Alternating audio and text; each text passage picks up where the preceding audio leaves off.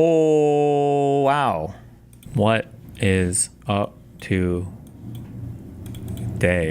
Why is there somebody dragging a desk above me? Okay. Speed is in Miami. Go do content.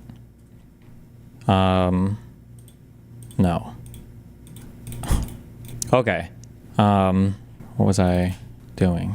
My mind is shifting into gear. Jesus. Sick shirt. Oh, it is a sick shirt. Look at this guy. Oh my God. How adorable. There's, I won't make the jokes. Never mind. Okay. Listen, all right. It's been a, fortuitous? Is that a word I could use here? Happening by accident or chance rather than design. I could use it, but that's not what I'm looking for. Okay. The last week, been a lot of stuff going on, okay? We've been fighting in the trenches. There's been a lot of stuff that has been happening and everything else, okay? I would like to reiterate, I don't think, I'm pretty sure, nobody involved here is an actual pedophile, child molester, anything like that, okay? I feel like my points spoke strongly enough the way that I intended them. I think enough people have understood what I'm trying to say. Obviously, there was some more meme stuff that was kind of dug up yesterday that people are running through. I'm going to reiterate something I said. I think I said this at the beginning of my thing. What did I write down? I don't like doing this content, okay? As much as I used to, all right? It's a little bit fun to indulge every now and then, I'll be honest, okay? But this is not what I want to do. This is not my current forte. I think that I have other stuff that I enjoy doing a lot more now. I don't particularly like doing the whole back and forth nuke after nuke after nuke bullshit. It's just not, this is not the kind of content I want to do. I've been sucked back into it, okay? Because they killed my dog, all right? But yeah. I'm sure that Ethan and the crew are probably getting a lot of attention, negative, whatever. My community is not supposed to brigade or harass. I think I told all my mods, okay, we're done Ethan posting, we're done H3 posting. I'm not looking to pile on for the next like week or 2 weeks. If you understand how like the waves of the internet shit work, obviously we had our stuff yesterday, and there's probably going to be the ripples from, I'm sure, Hassan and others today if they haven't already, or people around him, and then the commentary people will pick it up and they'll do all that shit. Yeah. So I'm good where I'm at. I don't care. I don't mind if people make like measured criticisms of me. If somebody wants to say I'm a coomer, or somebody wants to say I can be whatever, you know, I don't care. But if you're going to go hard into the paint and say I'm like some creepy predator, pedophile who has a history of doing all this shit, and you're going to continue to lay on that point, then I'm going to obviously lay out my points as well then. If that's what we're going to do. We could do that. I don't mind it. I think I can still do it. I feel like we've shown that we can still do it. I just am not interested in that per se. But okay, so did you offer him a ceasefire? No, because I don't have any direct communication with him at all. I don't communicate with him directly. We don't communicate directly. I just see him shoot Instagram stories at me, and then I launch tweets at him. But yeah, I'm just saying, like, I'm done talking about it. My communities are going to be done posting about it. Yeah, that's it. This includes the Willie Mac stuff. For the rest of the commentary people, I don't give a fuck about them. I don't care. If you guys want to shit on them, go for it. I don't care. In my mind, I think one of the most upsetting things about everything that happened, there's two really upsetting things. One is that it gave two huge communities this whole kind of weird lefty apparatus, and then all of the snarkers / anti-fans / Kiwi farmers, this was like their gold mine of attention and shit. And while I'm sure there are some H3 snarkers or leftovers people, I'm sure there are a whole bunch of people who are probably happier with me or enjoy me more than not right now because of everything that happened. I don't like those types of people. I don't want to foster those types of people as an audience. I don't want my audience to know those types of people, so I don't give a fuck about those people, okay? Fuck them. I don't want that audience. I don't care about them. I don't care if they like that I did this or whatever. I also don't, well, I would imagine that Ethan probably doesn't want to engender too much Kiwi Farm support because that also leads to a bunch of like weird, horrible, stupid stuff happening. So yeah, so that, it sucks that like the weird lefty communities and then the snarker communities all have their stuff. They all have their day in the sun, which is annoying. Oh, it's also annoying because I think that me and Ethan's content is pretty different in terms of what H3 does. I think that their audience, I've said this before, their audience is like heavily women. I think it's actually 60-40 woman versus man versus woman. I thought it was 40-60. I think it's 60-40. And I think my style of content and everything else is, it leans much more masculine or whatever, debate, whatever the fuck you want to call it. So I understand there's not necessarily an organic crossover there, but I think we were like the only two like left-leaning places on the internet that was still not hardcore fucking anti-Semitic, burn all the Jews in hell, kill every single Jewish person, which every other fucking left-leaning community has gone that direction of. So I think it's like a little bit sad if our communities are literally trying to destroy each other's, which my community is not going to be destroyed. So I just think that's like really, it's a bad fight. I think it's a stupid community fight to have. I think that I think I've said this before, even before today.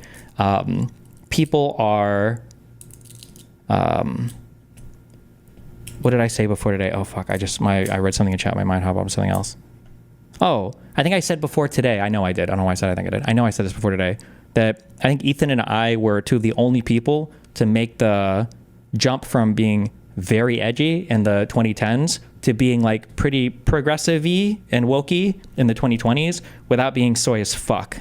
Like a lot of people failed that jump. They either quit content creation or they are still edgy and they turned into lolcows. So your Keemstars and your boogies and all that, or they became woke, but they also lost their comedic edge, right? So like Ian is a really great example of that, who became super fucking soyed out and is no longer funny or entertaining to watch, even though he became ultra woke progressive. So yeah, I just feel like it's so stupid. I just feel like that conflict between me and Ethan, especially over something as stupid as like, are we pedophiles?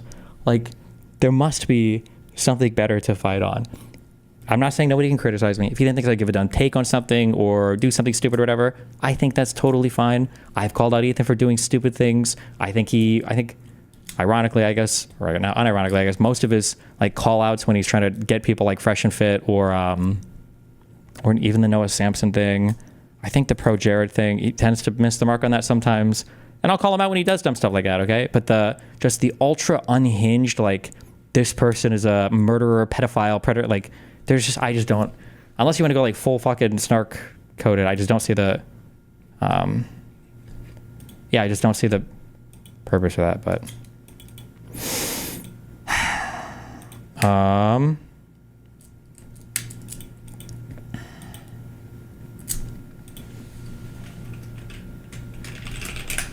okay. Yeah, I think that's all I got. What happens if he makes 3 more videos about you with the worst case? Oh, if he keeps making content on me, I keep making lots of content. If you want to keep making content, we can do it. I mean, who's your audience at this point? Like, who are you making the content for? Like, if we want to become snark Kiwi Farm streamers, we can do that. Like I said, I don't mind. If you want, we can do it. I just feel like it's not...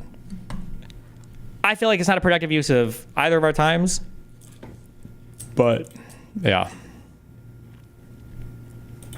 Can you please give a recap of how this even started? I feel like you got mad at you for implying Hassan should die and then suddenly decided to nuke you. Is that accurate?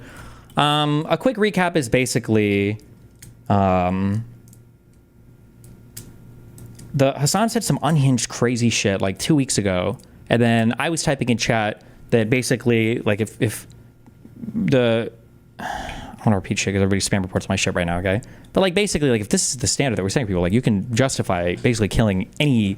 like person, if these are the standards or these are the rules we're going to apply, like you can argue, like you could kill people for tons of stuff. It's not good. And then Hassan specifically in this context And then I think that Hassan, who is petrified of literally any criticism whatsoever relating to his conduct or his political positions, he sees my message and he tries to make me an out, where he just cries about how mean I am. Personally, I don't think almost anybody bit on that. Hassan kept trying to force it and cry about it. But then for some reason, Ethan and Hila jumped on and they're like, oh no, like we almost had Hassan and now he has an out. It's like, first of all, you don't almost have Hassan. Hassan has been saying unhinged crazy shit for 2 years. None of this is going to be the thing that takes him down.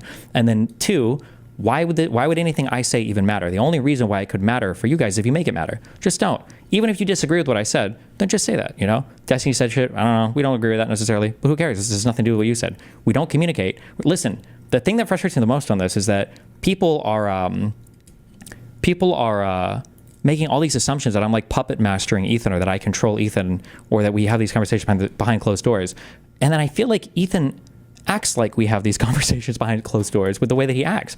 Because, oh shit.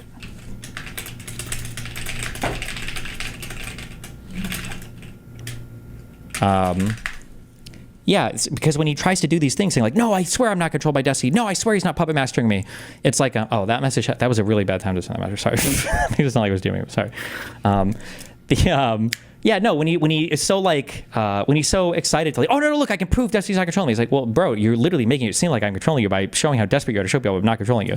Like, if Ethan and I were actually in communication behind the scenes, then I would understand a little bit more. It's like, okay, bro, I understand. You got to throw me under the bus for this one so that people don't think we're working together. Fine, let's fucking go, bro. But it's like, we don't talk at all. I'm going to be honest, okay?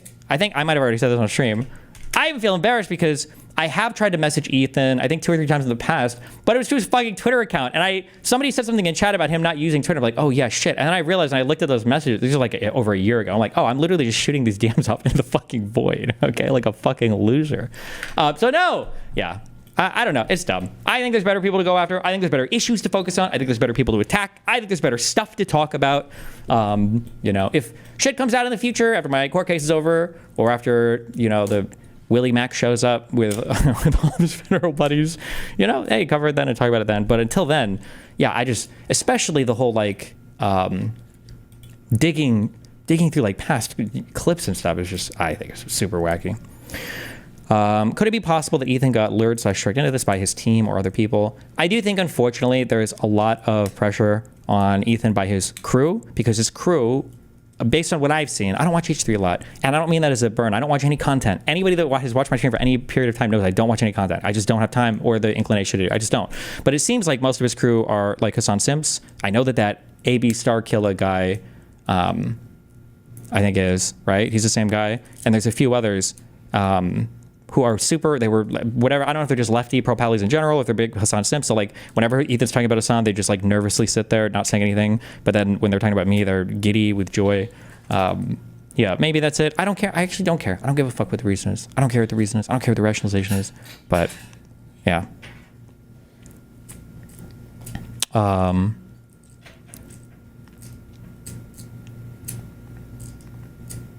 Any chance to talk with Ethan live, or you just don't care? I have no idea. I don't think Ethan wants to meet me ever live, because it's like a moment of like, I think Ethan is genuinely really petrified of not being able to shake the Destiny puppet allegations. Like if he wants to, sure, but I don't even know what we would talk about at this point. But I mean, I would always go on H3, obviously, whether we're talking about Israel-Palestine or current events or whatever other fucking meme shit. Yeah, I would always do that. But to debate like past clips and shit, no, fuck that, it's stupid. I think it's stupid. I think it's dumb. But anyway, I'm yeah, like I'm only saying this. I'm only saying this in response. I'm only responding to Ethan. I only ever respond. I'm only responding. Okay. He complains about his hacked email info while laughing about your hacked messages gleefully. Yeah, like you can't realistically put out an Instagram story complaining that I won't say the name on stream, but complaining that your old Reddit account got found and complain that it was through hacked info while you were literally gleefully reading through like leaked revenge porn fucking sex of mine to your entire audience. That is unhinged. It is crazy disgusting. It is crazy unhinged. You've like ceded any moral high ground there. Yeah. But That's all they got. I told you I banned all my... No, I didn't ban, but I told people to curb the fucking H3 posting and all that, so we're not just doing this for days and days and days, and yeah. Okay.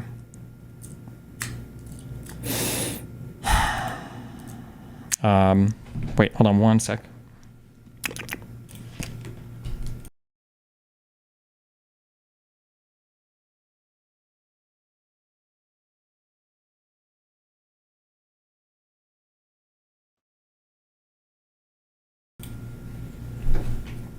Okay. Destiny, bro, you need to be way less chill. You let people get away with way too much. Maybe. I mean, like I said, I don't think I've made any new streamer friends over the past year or two. I don't make new friends or streamers or YouTubers because I think everybody here is horrible. So, is the whole purpose of your Twitter posts about the account so that Hassan and friends would go after Ethan with it, so you can go back to streaming while they fight?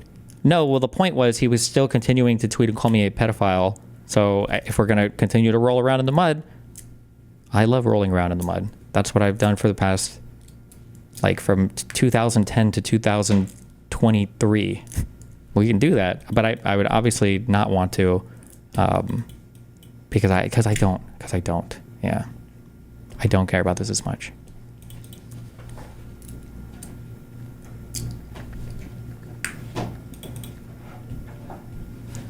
Do you want to harsh the Willie Mac? Harsh the Willie Mac? He's going to change the conversion to those messages. Flame 11. What the fuck? What the fuck is this message? Do you want to harsh the Willie Mac? He's going to change the conversion to those messages.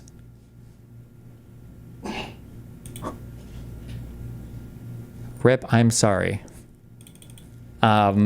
Willie, I don't know how public these videos are or if they've spread it all, but like the only reason Willie made that fucking video is because Nicholas Diorio told him to. So I hold Willie just responsible though. I didn't notice. I was going back and I was just rereading through our messages or whatever, thinking like what else I wanted to have online. And I realized that at the beginning of that conversation, like Willie is literally saying, he literally says, and he even has in his YouTube video, although it's like half a second, it's like 5 frames, where he's like, oh, hey, like I'm just want more information about this. This is all off the record. I'm not making a video on this, of course. And it's like, oh, so I'm like not even, I'm just like fucking half me being through some of this conversation. Like, depends on why you're at. Like, Jesus fucking Christ. Yeah, the idea that, like, I mean, it's his career, it's his shit. The fact that somebody could talk him into making a video on off-the-record information and shit, I feel like it's kind of crazy unhinged, but hey, you know what? That's life. Who cares? Fuck it. Ethan and Willie claim you didn't respond to the one part. Can you please play that part again, showing you responded? It's all on my video. Wait, Willie lied with his comments. You said it was off the record? Yeah. I didn't notice until I went back and a friend pointed it out to me and I was like, oh, nice.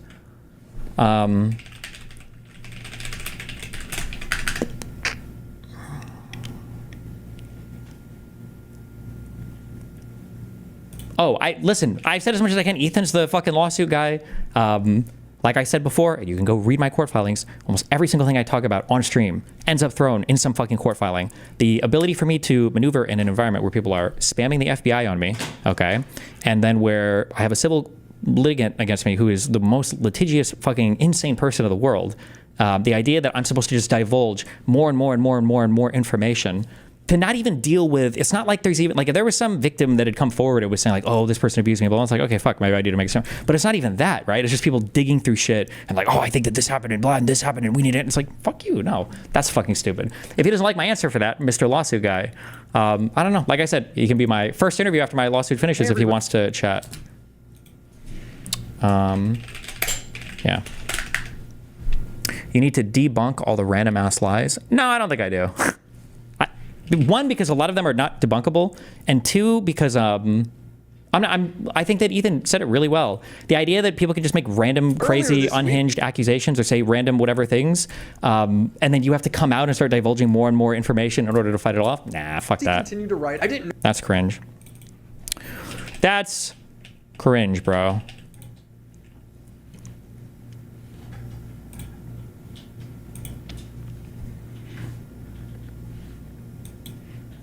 Oh, this was the... details to come out before I comment. This is not why I went to the police. It's because he continued to write. I didn't know. So his, he zooms by it really fast. But this, I'm not going to make a vid on any of this because right now there isn't proof that you knew or are suspicious. But if that exists, that's really bad. Like you said, super red flag. Like, yeah, the idea that he's going to be publishing this conversation and now I have to like line by line shit that I'm just like fucking spitballing to, this is fucking ridiculous. Listen, if I wasn't in a current, again, remember, this person's asking for $15 million, the Pixie person for this lawsuit. I'm good on that one, okay? I'm not going to be fighting this in the court of the public opinion and in the court of the Southern District of Florida at the same time. So, but yeah. It is what it is. Oh, this is my manifesto that I wrote on this.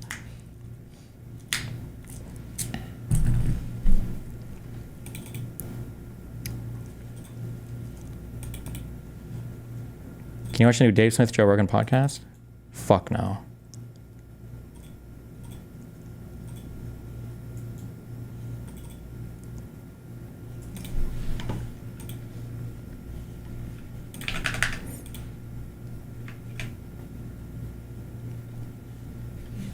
Oh, this guy.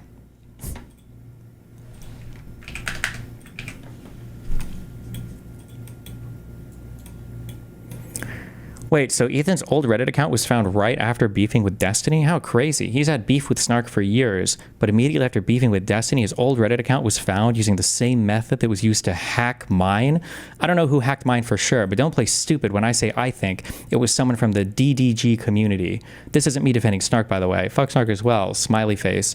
So the only reason why people knew, AB, that you were posting on that subreddit, because that was your account, right, which you admitted after people forced it out of you, but then you said, well, it was because it was hacked, is because you are also friendly to Snarkers. You said it over and over again. You had them all over your fucking stream chat, and you literally said, I don't remember if it was on an H3 show or what, but you were like, oh, I think most of Snark is actually okay, except for like one unhinged person. You are actually a piece of shit. And also, fuck the H3 community for doing this weird cringe shit they do where they're like, oh no, like you can't criticize the crew or whatever the fuck else. That's fucking bullshit. This AB dude is like fucking Ethan's shit up a lot. And a lot of the crew fucked Ethan really hard on this show. Like, put the fries in put the manifesto in the bag, okay? You guys are the ones doing the research on all the hit pieces on me. You fucking are the ones that literally hung Ethan out there to dry on the slightest bullshit ever that you could dig up on Kiwi Farms threads. You guys couldn't even fucking watch the original videos that you handed this dude to roast me. Also, you could sit there and giggle that some pro-genocide Israeli supporter or pedophile predator or whatever the fuck Destiny, whatever you think I am, could go down. So, no, fuck you guys. These guys deserve a lot of fucking criticism for that, okay? Yeah, that's all I'll say. You guys are really lucky to have the jobs you have. You guys are really lucky you still have the jobs you have. That should reflect more, I think, in your candor, I would say.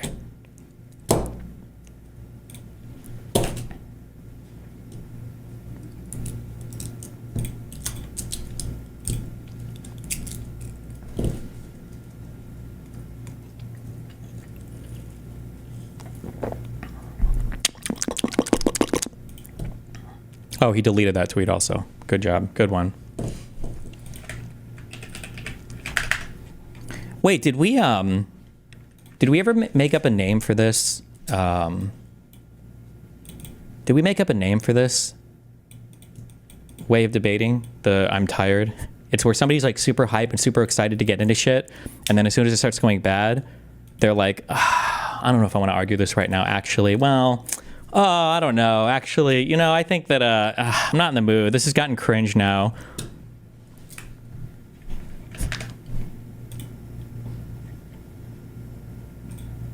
How do I not have... Oh, I need to go through the new sounds I uploaded. Or I downloaded. I don't have them put on my board yet. Whatever.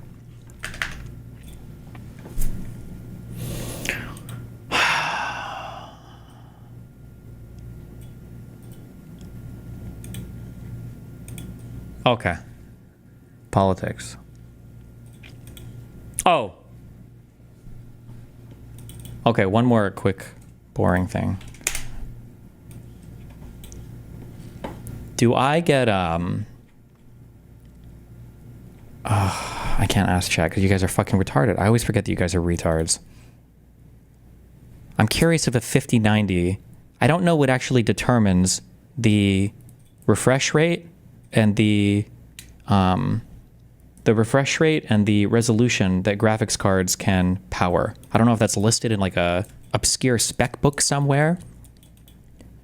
Like, I'm curious if, will a 5090 have a higher chance of driving two 4K monitors at 240 hertz versus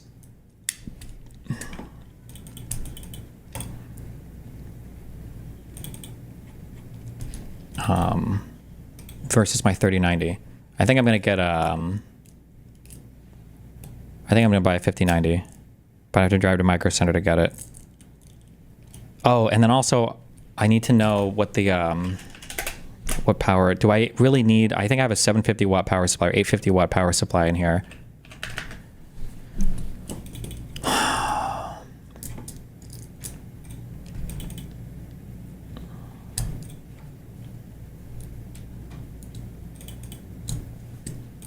You need at least 1,000.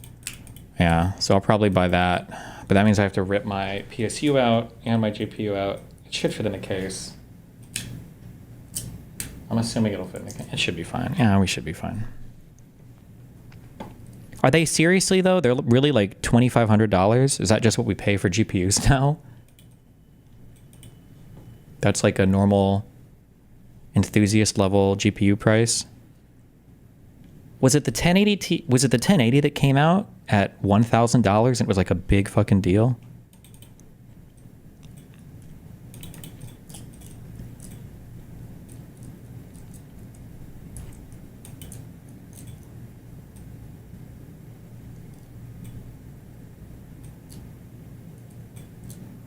You have two 4K monitors, you need at least 1,200 watts. It's not like the monitors are powered off the power supply now. The 5090 has DisplayPort 2.1, so yeah, it will drive to, please stop. It's not about the standard of the ports, it's about whether or not it has the, it's like these are all obscure terms of this. I think it's called DSC, it's like dual stream compression or something. There's like, the way that this was described to me last time, is like these obscure card specs where it's like NVIDIA cards have 4 internal drive headers, video drive headers, but in order to drive past a certain frame rate or resolution, it will combine them. That was the reason why I couldn't output a third HDMI thing while I had 2 4K monitors attached, is because it combines the 4 headers into 2, and then that's how it drives each of the monitors. So the other outputs were basically dead. But it's like weird. Click my fucking, okay, so you're spamming in caps. If your link just says, like, these are the monitors that it can power without explicitly addressing exactly what I'm saying, you're getting banned. Good luck. It better be what I'm looking for.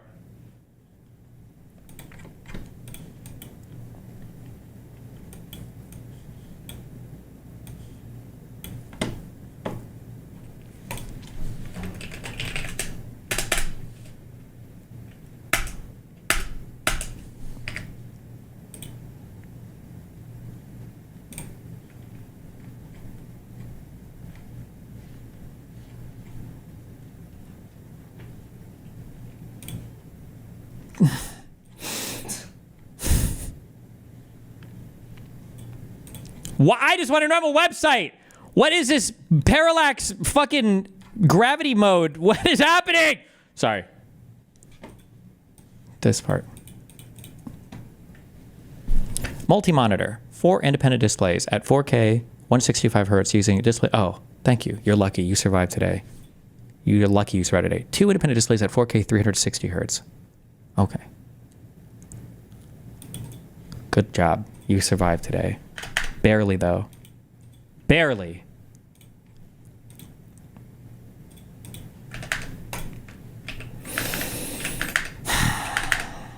Okay.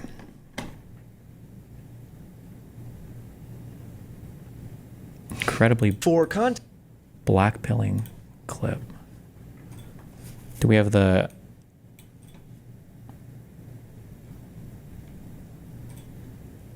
Yimby thing in here?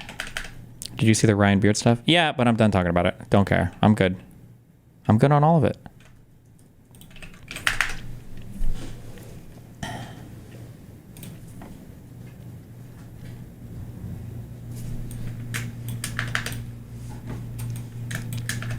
Everybody, California, we have the fourth largest economy in the world. We also have a massive affordability crisis. Most Democrats agree that the state needs to build a lot more housing. But when you start talking about where and how, it gets tricky. A new state bill called SB 79 is being hotly debated. It would override local zoning rules to allow for more housing. This talk is wild as fuck. One thing that people need to have a conversation about that I don't know. Okay. Am I making this up? When I was growing up, and I think now, do they say something like your housing should be like 30% of your budget or something? Is that what people say? Or what's the number that they give? Is it 34%? I feel like that's high, 1/3. Okay, because I feel like when I was growing up, it was like 40 to 50. I think it was like 40-ish, always with a roommate though, because I was always living with a girlfriend. I think that we need to have a conversation. I hate this topic. God damn it. Because my audience hates me on this topic. And I know you hate me on this topic. I don't give a fuck. But I'm not your enemy. The boomers are. I think we need to have a conversation on what does affordable housing look like in terms of like, what do we expect the percentage to be for an individual getting an apartment? Because I think that people have wildly different expectations of what that looks like. Because I think if people have the expectation that like an individual working an ordinary job, not minimum wage, but an ordinary job, should be able to afford on their own a single bedroom apartment that would only cost 30% of their total income per month. I don't know if, one, that's never been the case in the United States, except maybe in like fucking the wilderness of Idaho and Montana.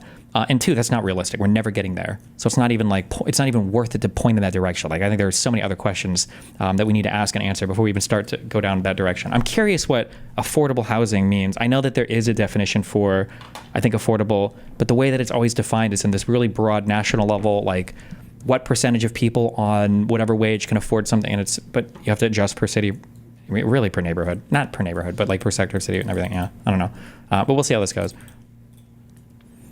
How is it possible here in Europe? In Sweden, I can find plenty of cheap apartments. So one, that's not true if you're in Sweden, depending on where you're at. If you go to any major city, most of those apartments are going to be locked out by the government. You have to wait sometimes decades for contracts to open up for those. I only know this because Belina obviously was from Sweden, from Stockholm. Number one. Number two, Europeans are much happier living in apartments than Americans are. I don't know how my audience is divided right now in terms of Euro versus America, but in the United States of America, like I think it's even trickled down to Zoomers. If you live in an apartment, it's because you are a poor, broke, fucking loser. That is like, that's just how Americans feel. Apartments are for poor, broke, fucking losers. And in Europe, houses are like, I'm ready to retire to the countryside or I'm filthy fucking rich. So I think Europeans and Americans, I think broadly and generally have different views on what kind of housing is appropriate or good or should be available for people. Like I think Europeans don't mind living in like cozy apartments that are also oftentimes much older in terms of amenities. I feel like most European apartments I've been in, I say European, through Germany, Sweden, and the UK, they still have like the fucking gas radiators. Like you have to twist the knobs to turn the shit up or whatever. I don't know if that's normal through all of Europe or just those three countries or just the places I've been. Yeah, and then also our homes, I believe, on average in the United States, I think our homes are much larger as well. And I think they've actually been getting larger. Average square footage home USA versus Europe is very broad, but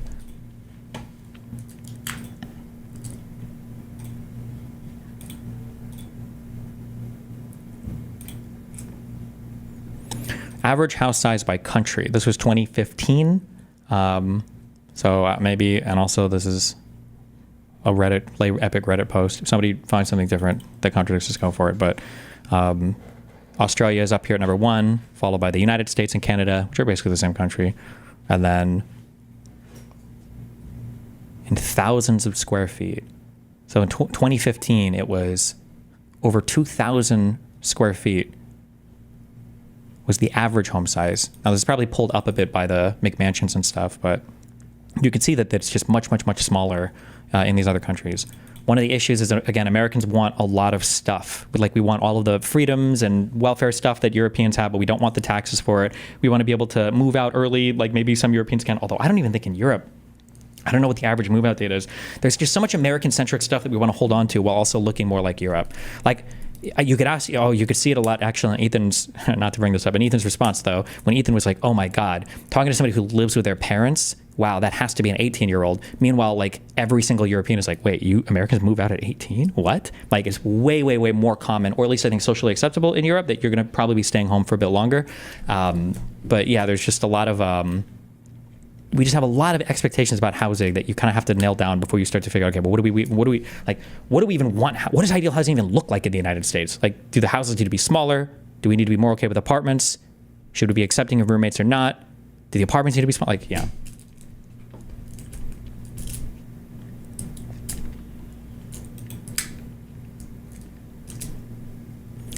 Do you think that the average worker median income should be able to afford a studio apartment at around 400 to 600 square feet? Is that attainable? Oof.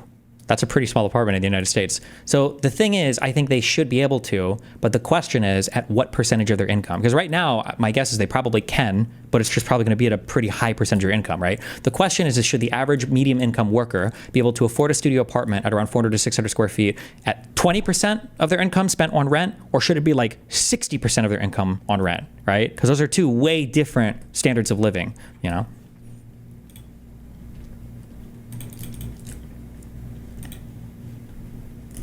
Housing to be built near transit stops and bus stops. Supporters say it's key to building more, bringing down rent and boosting public transit and cutting emissions. They call themselves YIMBYs, or Yes in My Backyard. Critics, including LA Mayor Karen Bass. 100% of Swedes I know moved out at 18. It feels like you're mixing and mashing Europe as needed. I literally am clarifying countries every time I can. I literally said, I think for when I talked about radiator, it was UK, Germany, and Sweden are places I've been through a lot that all use the radiator shit. And when I talk about, I don't know what to say to you. I love you, buddy. If you say like, well, 100% of Swedes moved out, did they move out to live on their own, or did they go to Uppsala to go to university? Maybe they dorm as well, but my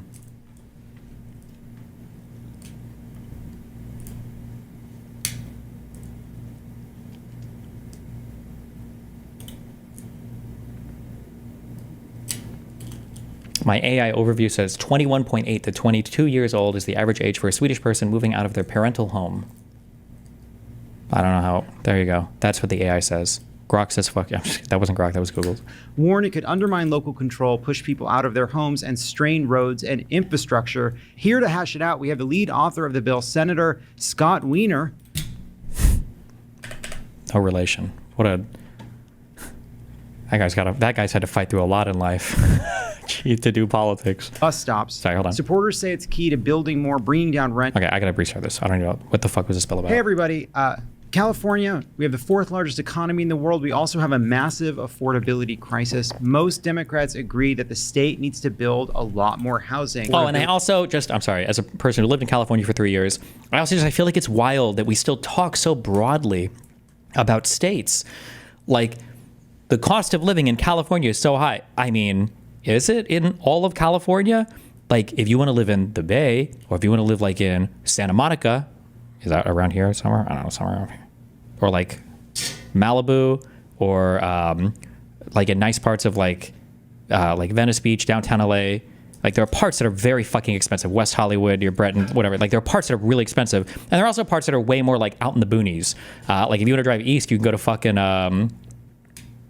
near Anaheim, or like Pasadena or Covina or whatever. These places are gonna be way cheaper to live, but way further away from like the fun shit. So it's also kind of frustrating to paint with such a broad brush, right? What is it? Is Fresno the thing on the beach here in the center of California, like Bakersfield? These are going to be a lot different than like San Jose, San Francisco, downtown areas especially. Yeah, but crisis. California, we have the fourth largest economy in the world. We also have a massive affordability crisis. Most Democrats agree that the state needs to build a lot more housing. But when you start talking about where and how, it gets tricky. A new state bill called SB 79 is being hotly debated. It would override local zoning rules to allow for more housing to be built near transit stops and bus stops. Supporters say it's key to building more, bringing down rent and boosting public transit and cutting emissions. They call themselves YIMBYs, or Yes in My Backyard. Critics. If there was more reliable public transportation, people would be okay with living further away from cities. Yeah, but the problem is for public transportation to work, okay, you need to go play, is it City Skyline? Public transportation only really works when you're in high density areas. Like, you can do this thought experiment super easily, you know? Like, imagine you are Like imagine you have like 2 buildings here and each building has 1,000 residents, right? You can stick a bus stop right here and park here and probably fill the bus up. It's like, oh my God, so many people. And you go drive somewhere, right? But imagine if instead of 1,000 residents in an apartment or whatever, imagine instead you have like fucking homes and homes and homes and home, and you have rows and rows and like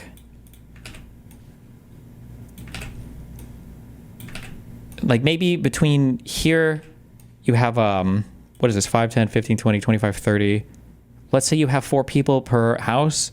What is it, 120 people? So you would need this times, you just can't put bus stops here because people are gonna have to walk way too fucking far. So nobody's gonna use the bus. Everything's so much more spread out. You've got to go drive so much. It's like, this is fucked. It's fucked. Public transportation only works well and it's only affordable and feasible when you have high density housing. High density and the public transport work really well together. When you're getting into like very suburban-y type places, the public transport, it just gets way more costly to do. Including LA Mayor Karen Bass, warned it could undermine local control, push people out of their homes, and strain roads and infrastructure. Today, I signed a city council resolution opposing SB 79 unless it is amended to exempt cities with a state-approved and compliant housing element. While I support the intent to accelerate housing development statewide, as written, the bill risks unintended consequences for LA. My God. I almost died. How? Density equals danger. Safety over profits. Stop SB 79. What? Even the dog is bored of this shit.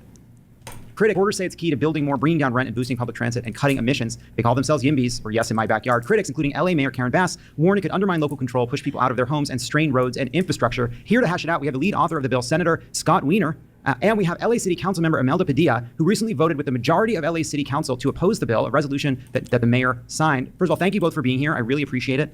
We think it's important to have a space to have debates, congenial, even where we have disagreements in this big progressive tent. So I really appreciate it. I cleared this with both of you, but I just want to note that I'm going to call you Imelda and Scott rather than your formal titles, just because it gets exhausting. Senator Wiener, Scott, what is SB 79 designed to do, and why is it needed? Sure. First of all, thank you for having me, and hello, council member. Big picture in California, we have a massive housing shortage. For the last 50 plus years, our state has made it progressively harder until about a decade ago to build any kind of housing. And so we have a massive housing shortage. In terms of number of homes per capita, the ratio of homes to people, we're the second lowest state in the country in terms of the homes that we need. So we need to build more. And we talk a lot about where we don't want to build in terms of in the highest severity wildfire areas. And some people don't want to build in the coastal areas. It's a lot of talk about don't build here, don't build there. But the question is, where do we want to build? And if you think about that, putting more housing right around our highest quality public transit stops, trains, subways, rapid bus service makes enormous sense in improving affordability and availability of housing, strengthening our transit systems, lowering traffic congestion, and lowering carbon emissions. So SB 79 authorizes more housing, multi-unit housing, in the half-mile area around our highest quality public transit stops, not any old bus. Something that wait, did anybody ever answer this question for me? Because I noticed this in LA and it drove me crazy. In all 3 cities I lived in, Huntington Beach, Glendale, Culver City, unless you're like downtown LA, every apartment building is 5 stories tall. Can't they like change that rule first? Like, can we just make it so that you can build like skyscrapers that are outside of downtown LA? Like, would that one change do anything? Like, why the 5-story restriction? Why? Stop. It has to be very high quality transit. Councilmember Padilla, that sounds good to me. That sounds great. We need that. California has a housing crisis. Uh-oh. Why did you He does not look happy about that answer. and so many members of the city council come out against it? Well, I gotta say there's about 3 different things related to why I was on the side to oppose this bill. One is when Sacramento directs local jurisdictions to take on things that are unfunded mandates, it's never a good thing.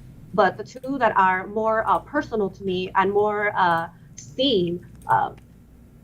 Okay, unfunded mandates?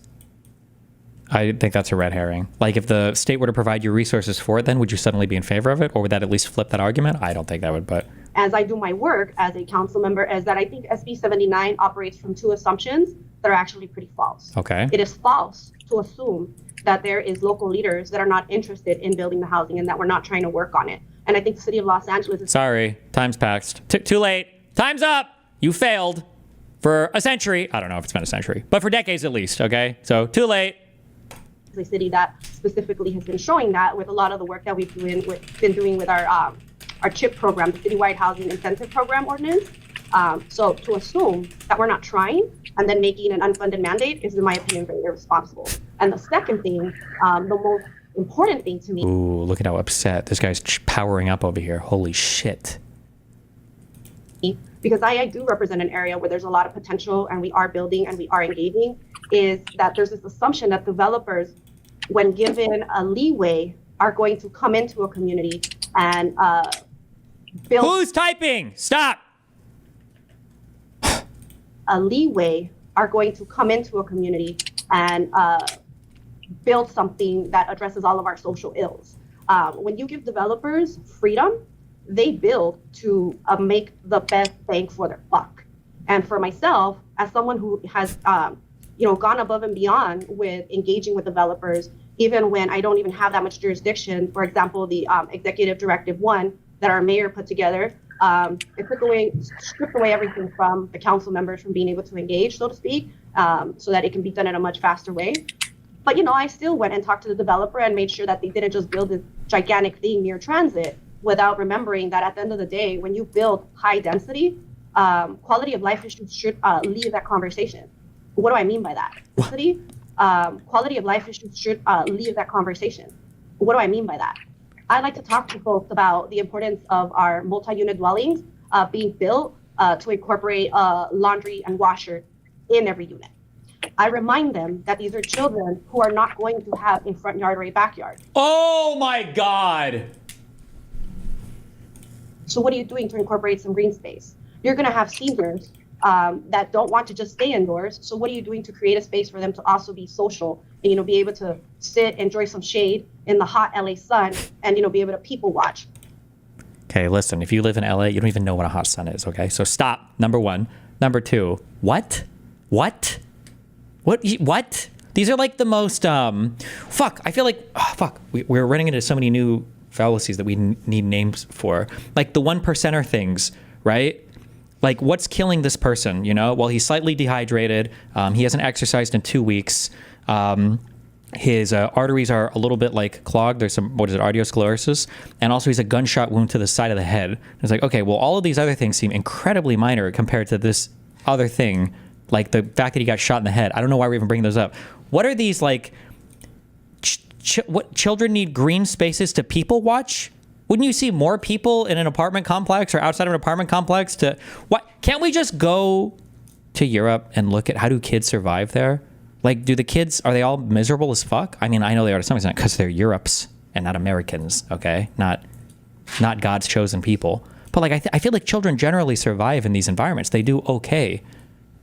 They're not miserable fucks who are locked in their little apartments. Like, what an American thing to say. Like, can you imagine growing up without a lawn? Come on. Sit, enjoy some shade in the hot LA sun and, be able to people watch. Developers don't come in with that mentality. Developers come in with the mentality of, this is how much money is available. How do I build as much as I can? Because in the long term, they're going to make the money. But we also have to remember that they're going to have neighbors, and neighbors should be able to engage. But bro, I engage with my neighbors so much. I hear them through the walls. I can hear their conversations. I make awkward eye contact at the elevators. I have so much engagement with my neighbors, okay? I don't know anything about my neighbors in Omaha, but here in my apartment complex, we're all family here, okay? I'm sure every neighborhood above, below, and to the sides of me know my political alignment on everything. Again, I go back to my first assumption. It's irresponsible to assume that we're not trying. And SB 79 pushes that assumption. So, Scott, what's your response to those? Holy shit. Not a single substantive. Well, I guess maybe these are substantive to her. I feel like these are the worst responses ever. When you talk about overconsumption of housing, what do you think about a young couple, 25 to 26, living in a 3-bedroom apartment because one works from home sometimes and one likes to play video games? Bad? What do you mean by bad? Like morally bad? Or if you can afford it, then fucking go for it. I don't know. Objections. Sure. So first of all, before I was in the state Senate, I was a local elected official. I was a member of the San Francisco Board of Supervisors, which in San Francisco is essentially our city council. And before that, I was a neighborhood association president.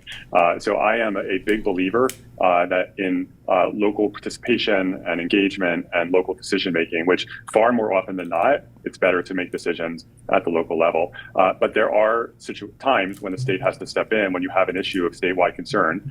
We don't let school districts make whatever decision they want about the number of days a year that they educate kids or whether they teach math or whether they teach history. We have standards. Not yet.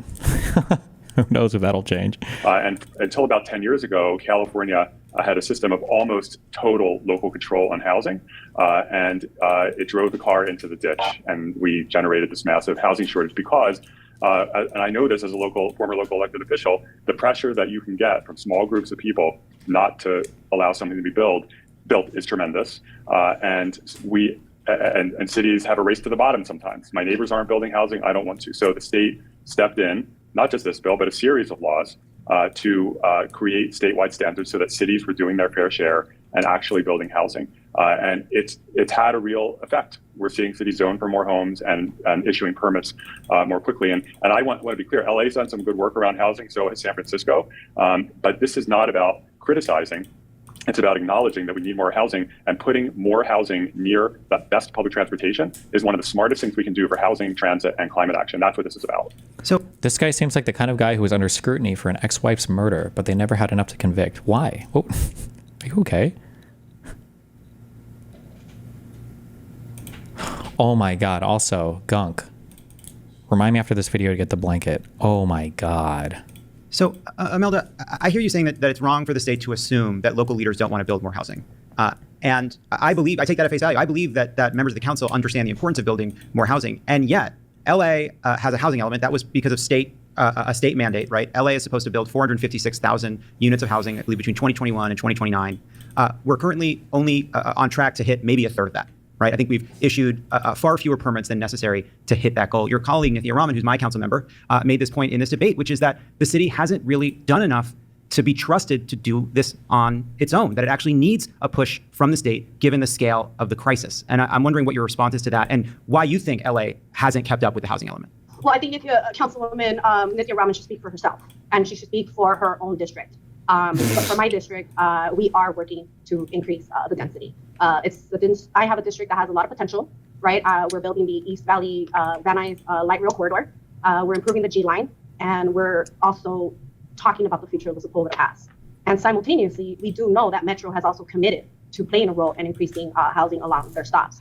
But that is exactly the point, is that Los Angeles, I'm not here to defend the past, right? Here in Los Angeles, we are being much more intentional this generation to address the housing crisis, because as the senator mentioned, maybe in the past. I understand that it's not boring. I need to stop hedging. Stop hedging. There should be numbers involved in this debate, okay? Especially, you're on city council. This is your job. You're doing politics, okay? The host of this debate brought both of these people here to debate this in particular, so that we're not just wasting time and giving political talking points. We should what are the numbers? How many new housing units are you building now? How many have you built year over year for the past, 3 decades? Is it actually improving? What's the housing need for your district? Let's get some numbers out, right? This is your job. You got staffers, okay, that are doing this shit for free or minimum wage or whatever they pay staffers, right? Bring the numbers out. There was definitely a group of elected leaders who felt that pressure from very strong, organized, small groups. But I think we're in a new era here in Los Angeles where we don't need the pressure from Sacramento. We're being very intentional about working with our communities for the next round of our community plans to make sure that we do talk about density and where it goes. And it is in the theme of around transit-oriented development. But again, I know the senator mentioned that he's familiar with my job description because he used to have my job, but I don't know if he agrees with the second part of my argument with why I don't like SB 79 is that we can't assume developers are ready to just show up and give us the best development that the community needs. So to strip. What kind of development do you want? She's made. Oh, I'm so stupid. What a stupid fucking question. She just wants them to come in and make more single family homes. That's what she wants. That's why she doesn't like developers. My bad. I'm an idiot. That's what she means. It's a dog whistle. When she keeps saying they just want to make the most amount of money, she's saying because they want to pack the most amount of tenants in. She just wants single family homes zoned for. That's what she means. My role of being able to say this community is more families than, a bunch of individuals that just need studios. We need things related to families. We need things related. Yeah, there we go. Fuck you. whatever. Who cares? I don't give a fuck. Related to the workforce that lives in the region and really think that way is something that you completely lose because developers are not forced to have a conversation with the people who they're building units for. And I think that's a problem. So, Senator, what is the response to that? And what have you been doing to address some of those questions about local influence as the bill's been moving through the legislature? Absolutely. First of all, I will say, and those are important points that the council member raised, and I do want to address them. And I want to say, as it's moved through the process, we made very significant revisions to the bill in response to feedback. We significantly strengthened the anti-displacement demolition controls in the bill. We increased the affordability requirement in the bill. And we also made much more robust what we call the local flexibility alternative, where cities can craft their own alternative plan. All of these things he's talking about. So it's good that he's showing that they've crafted compromises in the bill, but all of the things that he's talking about, I feel like Ezra Klein and Derek Thompson would kill themselves. These are all of the abundance blockers. Okay, we finally passed a bill to zone for more housing. Well, what do we have to do? Okay, well, there's an affordability index. So it has to be a certain number of units have to be this affordable. It's like, okay, that's fine, easy. Okay. There's a green index. There has to be this much green space. Okay, that's not too bad. There's a space index. So much square footage has to be allotted to so many different houses, and it's like, and so many different apartments. Like, okay, well, they have to be so big. Okay, they have to like be environmentally friendly, and they have to employ like low wage workers of like different socioeconomic backgrounds. It's like, okay, I think we kind of have this. They have to be this and that and that and that. And it's like, okay, so we're not building anything then. Is that also every single one of these approval processes are like 3 months apiece? Which is the goal of the bill, but does it in their own way. For example, we want the density on one side of the station, but not the other. In-unit washer dryer. Like, personally, I will never live in a place without in-unit washer dryer. But that's because I'm rich. I can afford it. The idea that you would mandate in-unit washer dryer, I feel like that's, I guess, I don't, what percentage? If I had to guess, I would say less than 20%, but maybe I'm wrong on that. What percentage of apartments in United States have in-unit washer dryer? How common is that? Okay, this is 43%. So higher than I thought. Significantly varies by region. Like in-unit washer dryer is definitely nice, but you have to have it a certain affordability and in-unit washer dryer. Like okay, like that's plan that accomplishes the goal of the bill, but does it in their own way. For example, we want the density on one side of the station, but not the other side, for example. And so we worked really hard based on tangible feedback from cities up and down the state, and we've taken that feedback seriously. I do want to stress. I like having not in-unit washer dryer because I don't have to pay for the electricity for it. Fuck that. Having to walk with your laundry somewhere and then having to sit there and wait for it or like to walk back, fuck all that shit. Tangible feedback from cities up and down the state, and we've taken that feedback seriously. I do want to stress that the bill does not override like all local requirements. If a city has a requirement that you have to, for example, I don't know if any cities have this requirement, but if a city has a requirement that you have to have in-unit laundry for units above a certain square footage or whatever the case may be, this would not override that. Okay. Does a washer dryer really take that much space / cost that much? Probably.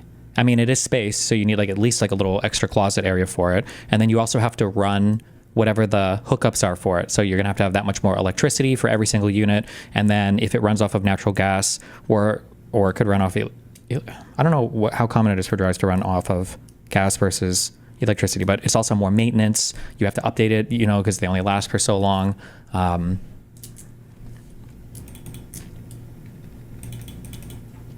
They don't run off gas. Fuck you guys. Everybody in chat that's spamming question marks. Dan brought up that dryers run off of gas in the past. And I said he was retarded because there's no way that's true. And everybody in chat called me retarded. And then I looked behind my dryer and I found it did have, I don't know if it's an LNG line or what. It does run off gas. And I was like, oh, okay, you're right. And now when I say the dryers run off gas, now you guys are question marking again. Fuck all of you, okay? What percentage of them run off gas? I don't know what percentage of them run off gas. What percentage they do? Yeah, I don't know. I thought it was weird. I was like, there's no way, Dan, you're fucking retarded. But they do. Mine did. What percentage of dryers use gas? Okay, 25/75 according to the Natural Resources Defense Council. Okay. But still, you have to have more hookups, you have to supply the washer dryers, there's more maintenance associated, et cetera, et cetera, et cetera. The bill, we're very clear that if a city has an affordability requirement higher than the baseline in the bill, then that applies. If a city requires certain impact fees to create green space in a neighborhood or to build out the sidewalks, for example, the bill does not override those fees. So cities will still have significant latitude to adopt requirements to meet whatever needs they think are appropriate. What this bill does is it says you can't do what we've done for so long, which is to make massive, massive taxpayer investments that I support to build new transit, and then surround it with only single-family homes. Oh my God, he's a DGGer. True. Look, he pre-watched the stream today. Good job. It's been really easy to do laundry in apartments places these days. You just have to have an app that starts it and you refill it from your debit/credit card. Okay, maybe in the high-tech places you live in, but when I lived in Culver City 4 years ago, we had an outdoor washer dryer, and every time we went, because we'd always lose the stupid fucking card, so you'd have to put in a 10 or a 20 to get a new fucking card, and then you'd have to use the quarters, and you'd swipe it, and it never takes the bills correctly, so you have to bring your fucking ironing board with you to iron the bill to make it perfectly go. Fuck all that shit, okay? So almost no one can actually walk to a transit station, and ridership is low. We've done it here in the Bay Area, in San Francisco, in the East Bay Peninsula. It's happened in LA, and it's not sustainable. So, Imelda, what is your response to that? Like, it seems like they are trying to address some of these concerns.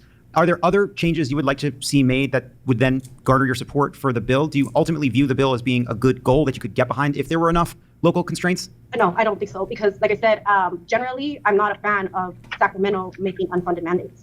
To tell local jurisdictions what to do without providing the funding to then build things out. What is the funding for? What funding do you need? Like, isn't like it's the other people building the homes. It's not like the city has to build the fucking homes. No, I don't even know what the fuck they're talking about. I don't know. I can't even guess. Actually, I'm not sure. Only puts us in a place where we have to think outside the box to potentially fund stuff. I think back to the day when I saw all of my colleagues argue over this. And, those who did not support the work that we did with our own planning department, the CHIP, were the most vocal. And then it became a total call out of, well, you're not building, that's why I support it. And it's like, well, you didn't do the work related to figuring out how we can do something local that addresses our housing crisis. So this is all very political. But philosophically, there's moments where I'm in a position where I'm told, hey, this council member is not supporting this land use decision. Will you back the NIMBYs instead of the YIMBYs, right? Myself, it's not a matter of the YIMBYs or the NIMBYs. I generally believe that a council member's number one job description, especially in the city of Los Angeles, is land use decisions. People get elected for the conversations that they have with folks about what they're going to do to keep their neighborhood looking and growing the way that they want it to be. This is true, and I'm so curious if they'll get to an interesting part of this, because so far this whole conversation has just been boring talking points. One of your big issues is there are certain policies where the people who win, sometimes winners are invisible and losers are very visible. Sometimes winners are visible and losers are invisible. When it comes to housing policy, the losers don't ever show up on the ballots because they're not there to vote, because they don't live there. They just show up discontented in national polling or sometimes in elections or on Twitter, right? If you have a city where nobody can afford to move in because the housing supply is so restricted and constrained and there's so much friction in the housing market, well, all of the people who are the most negatively impacted person by that policy is the person who can't afford to move there. That person is never voting. They can't. They don't live there.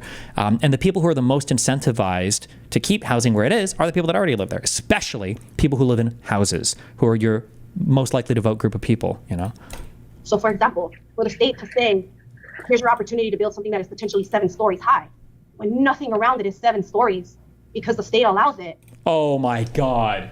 She's one of the people that make it that way? The 5-story rule? Somebody actually defends that? What?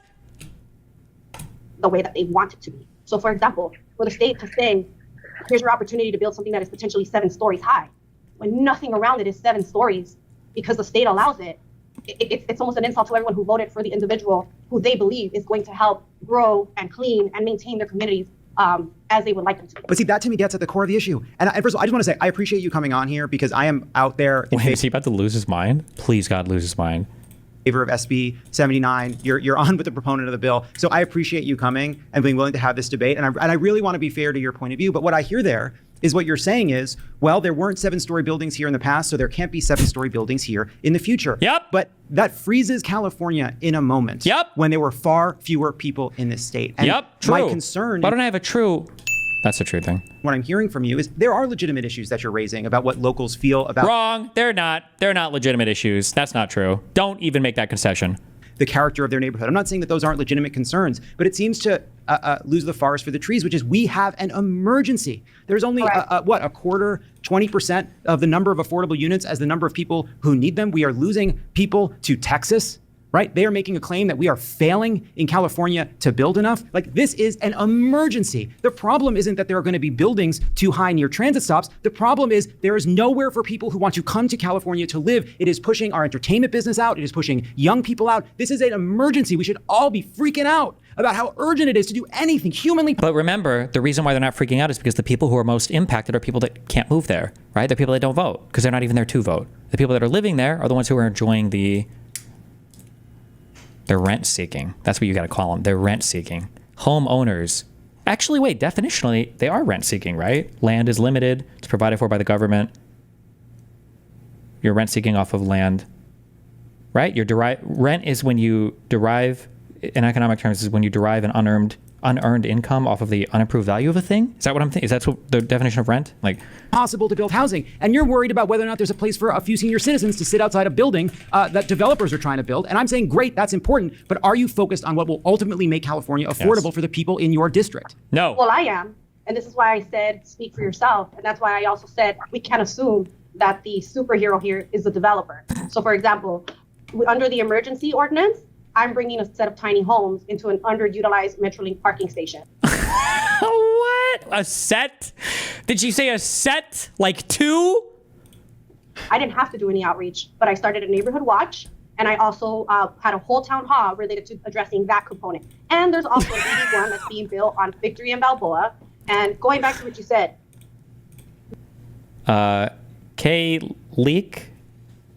K-Lie8, thanks for the 5 gifted memberships. And Arcade Bishop, thank you for the 1 gifted membership. The neighbors didn't want it at all. They just didn't want the density. They wanted me to kill it. But wait, when she says set, does she mean 2 or 3 tiny homes or apartment complex? What is she talking about? An 81 that's being built. Oh, wait, hold on. I'm sorry. I'm sorry. I know I'm like a broken record, but I'm going to keep repeating this point. You have a paradoxical issue that cannot be solved by voting in a democracy, okay? So somebody just said, Destiny, she is so fucking out of touch. Do you think she can hear herself? No, that's not true.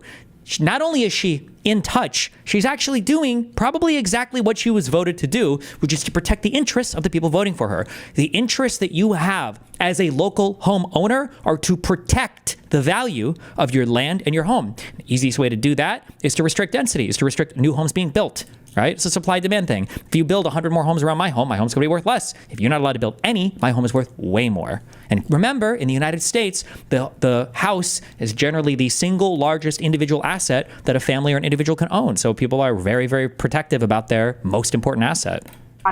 They just didn't want the density. And going back, they wanted me to kill it.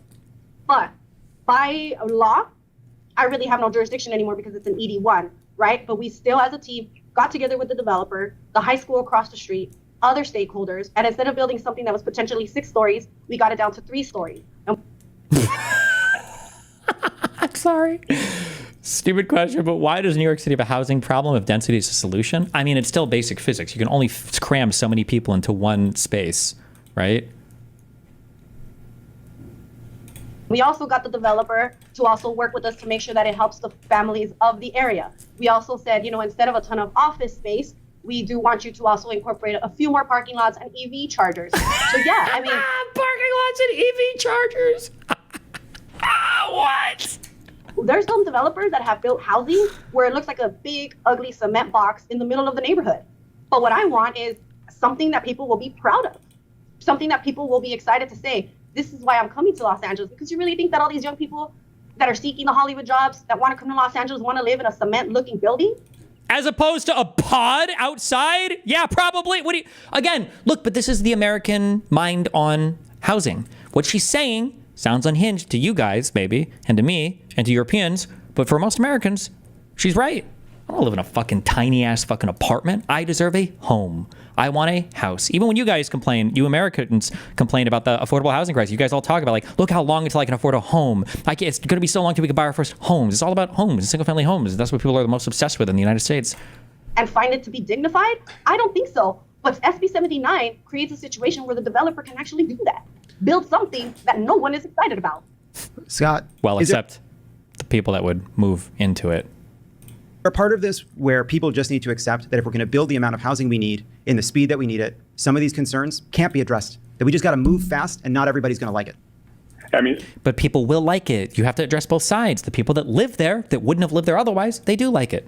no one's ever going to be totally happy, but I do want to say, like, the bill, in addition to the other things I mentioned, preserves cities' ability to have design standards. So, do you think some form of benefit should exist for homeowners to ensure that the increased density hit to their home value provides them some kickback? There will be kickback. It'll just be long term. The kickback is that you live in a more prosperous city with more people and more economic opportunity and more opportunities for your children and everything else available to them as a result of living in a higher density place with more prosperity and everything else. But that's you have to take a long position on the overall existence of your city in order to have that viewpoint. Your immediate short term is going to be a hit to at least the growth in value to your home. And you're never, like, selling Americans on long term anything is almost impossible.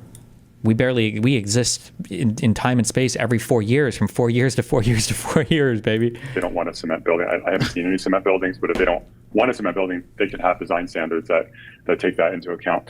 Listen, I live in a neighborhood too. I've lived in my neighborhood for 28 years. I'm passionate about it, and so I'm when the council members, constituents who are passionate about their neighborhood, I get that. I'm passionate about my neighborhood as well. What I've also learned over time, and I've seen this in San Francisco, when it comes to the housing disaster that we have in the state, San Francisco was the tip of the spear. We went over the cliff probably before any other community, and I've seen the carnage that has happened in terms of how many people have been pushed out of our city. Where I have had older gay men who are long-term HIV survivors say that if I lose my apartment, I have a choice of either moving back to Tennessee and having bad HIV care. Where's that neoliberal picture? Everybody thinks that San Francisco is one thing versus what it actually is. Whenever somebody thinks of a city, they think of, like, the downtown strip to the city. Where is it? Somebody find it. The doom loop, Jesus.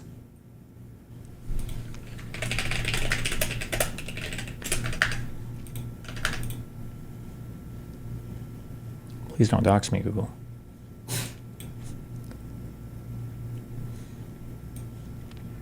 Like, this is, like, bruh, this is single family hell. This is a single family hellscape, okay? This is a hellscape.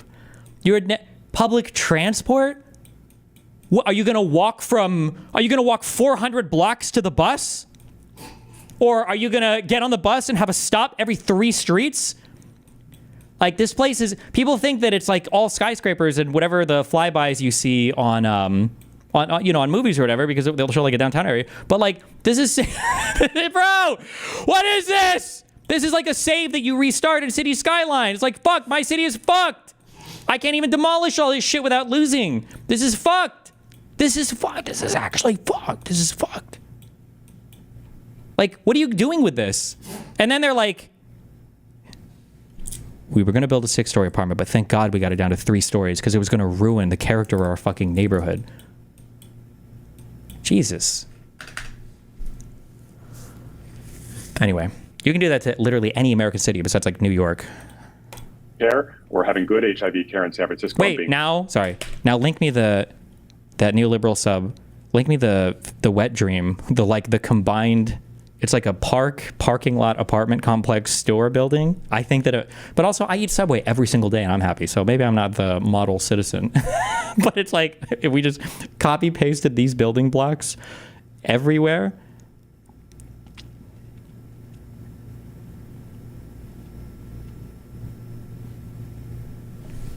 You've seen the line, now here comes the cube. No, not that, Jesus.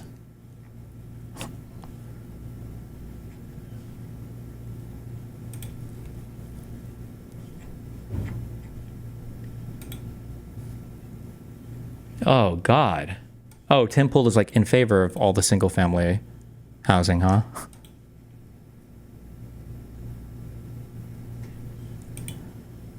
Remember what you're fighting for.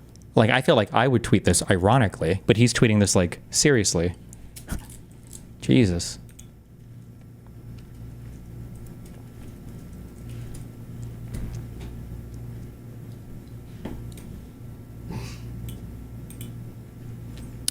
This sub has ruined my ability to talk to girls. This sub has unironically ruined my ability to talk to girls. I was at a party when this girl was trying to talk to me, but I was too busy looking out over the balcony at an apartment complex that had the first floor of commercial shops, the next few floors parking, and the rest of the 10 or more stories of apartments. This apartment had perfected the 5/1 model to a T, and I just couldn't believe it. While this girl was trying to talk to me, I was busy just marveling at the amazing use of land this apartment had created. She was trying to hit on me, and all I could think of was taking a picture of this masterpiece. I hate you guys. Yes, this actually happened. The picture I took for those curious. Oh my God, these are real? Wait, I thought this was just a neoliberal, perverted fantasy. Oh my God, like, oh, you've got parking. You've got, I'm assuming there's some commercial space on the bottom. And you've got residential. Even this is green. Okay, this counts as green for Southern California. Fuck you. I don't actually know what city it's in, but.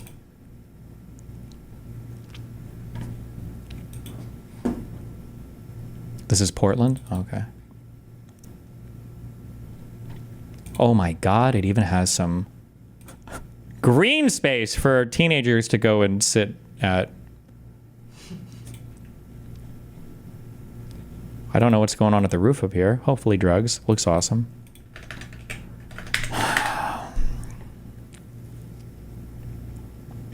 Sorry.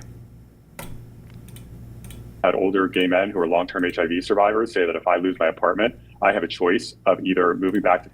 Fuck. You guys are distracting me now. Stop. We're never getting through this. Kowloon Walled City was the compromise. What is this from? But also based. I also take things that I say about housing with like a grain of salt, because I would legitimately be happy living in, like, if my whole room could be my refrigerator, shower, everything else, I would be fine, because I just sit on the computer all day. So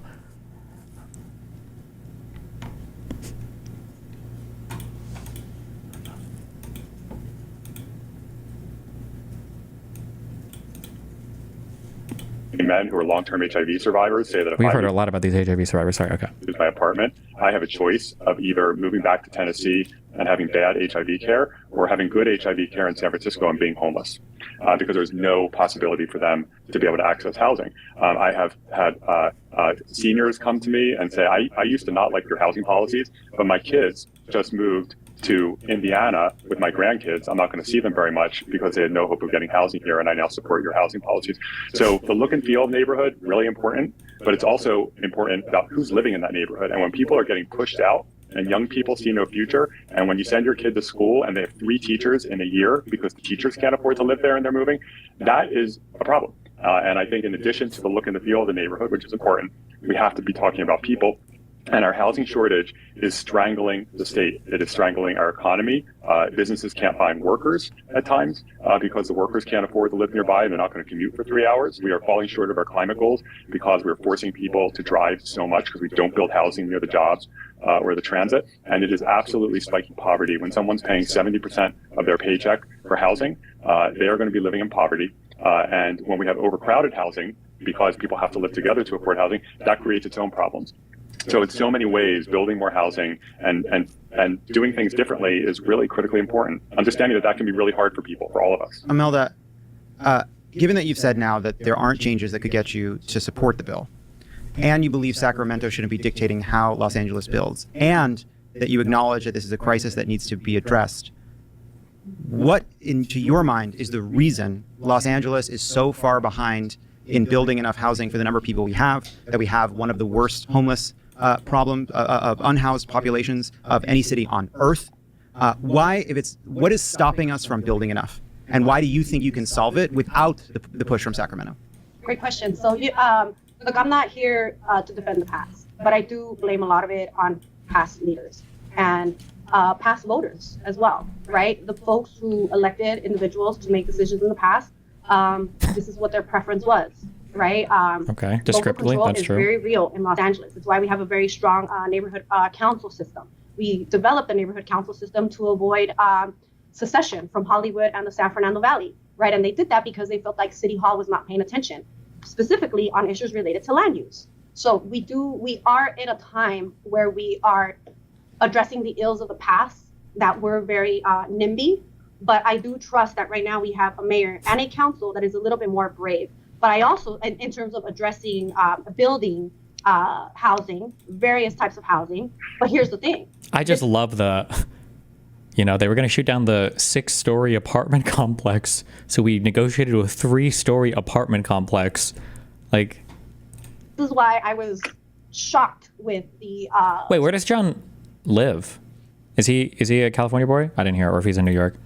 Who voted for what with this one? Because some of the ones that voted to support this bill, in my opinion, did it for the theatrics of looking like progressives, but really in the nitty gritty, not doing the work. I'm hearing the tension. I'm hearing the tension from the council, and I'm loving it. But I'm sorry, but when when I'm hosting town halls, focus groups, starting neighborhood watches, so that my district can actually engage, even though we don't have to, because we have a lot of CEQA exemptions, given that we're under an emergency order. But I see my council members doing absolutely nothing. All right, but again, and this is what I want. And I don't know where these guys stand in terms of how progressive they are or whatever. And I know it's an uncomfortable topic, but this is an issue where you are going to have to fight your endemic voters. There is no shortcut around that I'm aware of. I've never heard of that, of how you address their concerns while also increasing density. And you're talking to elected officials. And at the end of the day, right, unless you're Cenk and Anna and you think APAC is the goal, at the end of the day, the only thing an elected official cares about and should care about is getting reelected. And their constituents don't want higher density. They want to protect their nest eggs. They want to protect their houses. They want to protect their neighborhoods. They don't want anything to change. And if their kids have to fucking leave, then fuck them. They're worth it, or they're willing to pay that price. That is something that you have to resolve. You can't just tell her to change her opinion on things, because she shouldn't. She's doing the right thing. She's there to represent her voters, and her voters are saying, "Nah, fuck you. We don't want more density," right? How do you have to resolve that issue? I don't know how you resolve that issue. All right. But with all due respect, but you're gonna look like the cool guy or the cool girl because you're supporting SB 79 at the state level. I'm sorry. Get to work and stop siding with state policies that technically would reduce my job description. My job description is to engage with my community about what sort of things they want to see in their neighborhood. First of all, I'm loving hearing that the cool kids are YIMBY now. That's interesting. But it's not really an answer to my question. I hear you that we are dealing with a failure that is decades old. We should have been built.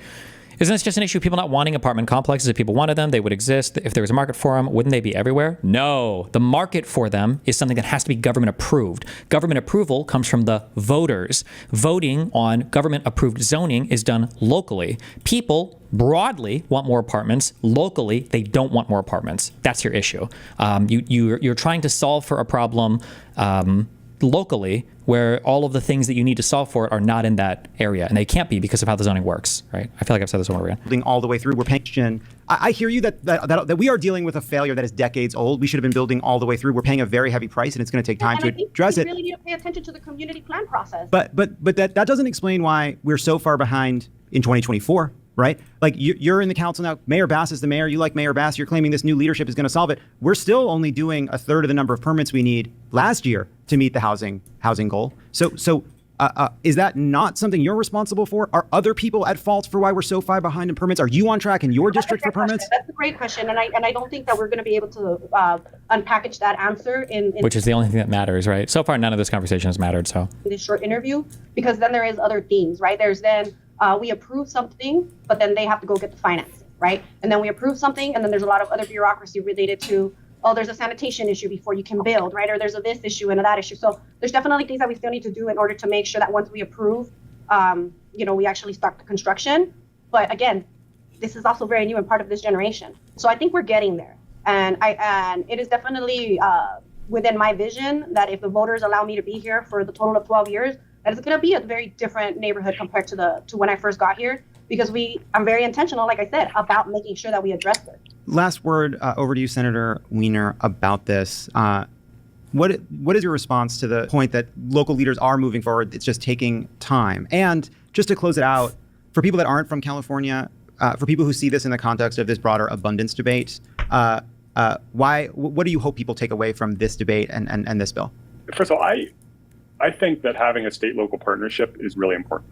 And I have never been of the view, when I have these conversations, as I'm in my 9th year in the Senate, as we've been talking about this from the state perspective for quite some time, I go out of my way not to demonize local elected officials. As a former local elected official, I know how hard it is and how hard local elected officials work. And I know the council member worked extremely hard to do right by her community. And So is this one of those weird moments a free market can't solve for?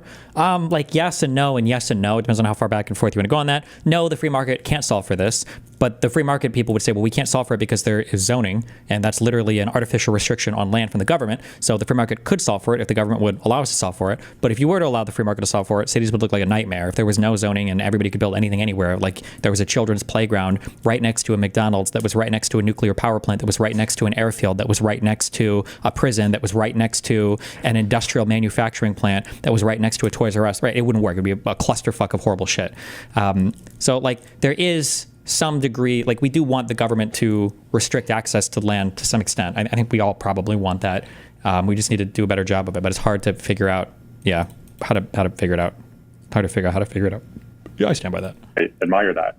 And there has to be a partnership, and it's a balance, right? I don't want complete state control, but I do think the state needs to set standards. And I'm also a council member, a strong supporter of good investment in infrastructure, and I want to help cities invest in that. But I do want to... This SB thing or whatever is a... I don't know what SB stands for, but I'm guessing this is a statewide thing, right? Oh, I bet it stands for state bill, huh?